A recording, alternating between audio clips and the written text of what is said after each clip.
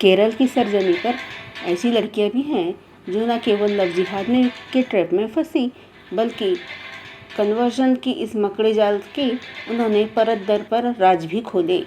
नमस्कार, केरल के तिरुवनंतपुरम की एक कहानी सुनाने वाली हूँ जो एक लड़की पर आधारित है जिसका नाम आदिरा उर्फ आयशा है, जिसके कन्वर्जन की फैक्ट्री और आकाओं के कुछ राज छिपे हुए हैं। आदिरा ने बताया कि मैं बीएससी कंप्यूटर साइंस की पढ़ाई के लिए सरकारी कॉलेज कासरगोड गई थी।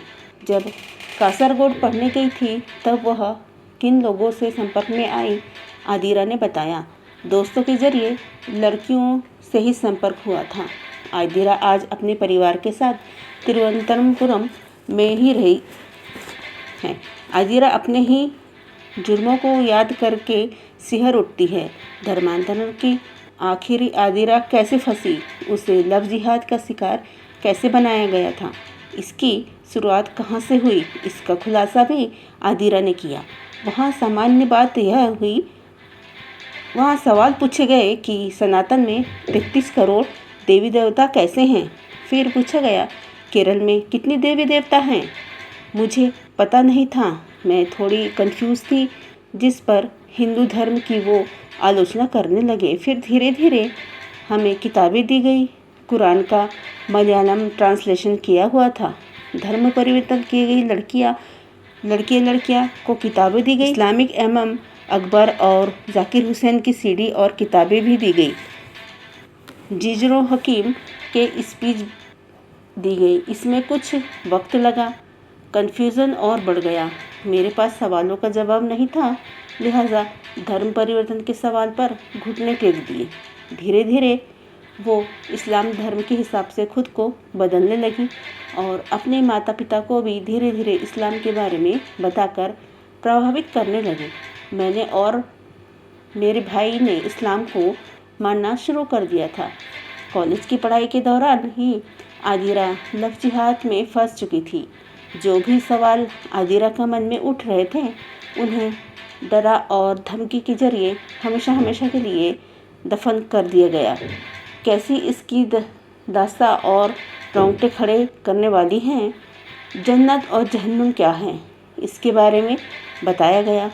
मन में डर पैदा किया गया कि इस्लाम को नहीं माना तो अल्लाह का गुस्सा देखना मिलेगा और जहन्नुम में जाओगी। मैं उनके जाल में फंसती गई। अब सवाल ये उठता है कि कॉलेज में पढ़ने वाली एक साधारण सी उसके जाल में कैसे फंस गई, और वो कौन लोग थे जो धर्मांतरण के लिए तैयार थे। इस घिनौने खेल में आखिर कौन लोग थे जो पीएफआई संगठन के लोग आपकी मदद करते थे। ये वही वक्त था जब देश में निमिषा और अकीला की कहानी आ चुकी थी। पीएफआई के लोगों ने कहा कि तुम मुस्लिम धर्म में शादी कर लो, सुरक्षित रहोगी। किसी लड़के से इसकी शादी लगभग तय कर दी गई और कहा गया कि कोर्ट में पति के साथ रहने की मंजूरी आसानी से मिल जाएगी। इस तरह से मैं जाल में फंस गई। आदिरा का ब्रेन वॉश हो चुका था।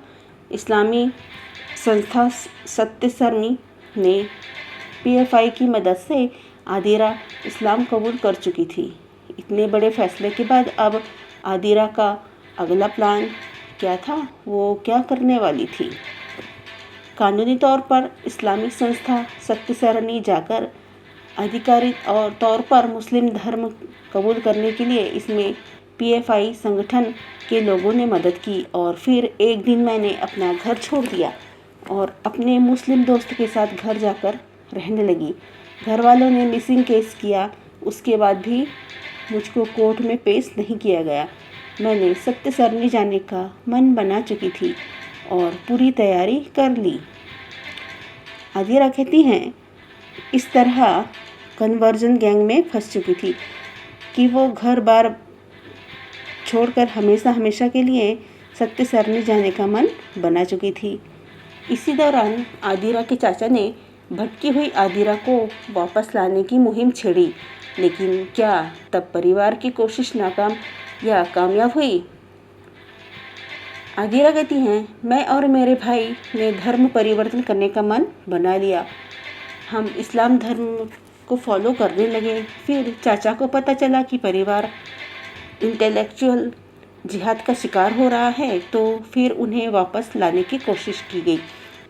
तब तक कानूनी तौर पर हमारा धर्मांतरण हो चुका था। आदिरा पूरे 17 दिन घर से बाहर रही। परिवार ने बेटी की गुमशुदगी की शिकायत कर दर्ज कराई थी। गुमशुदगी के दौरान आदिरा अपने मुस्लिम दोस्त के घर पर रही, जहां उसने वो सच देखा जिसकी कल्पना भी आदिरा ने कभी नहीं की थी। 17 दिन तक बिना बताए घर के बाहर रही और उसके बाद पुलिस के सामने सरेंडर किया।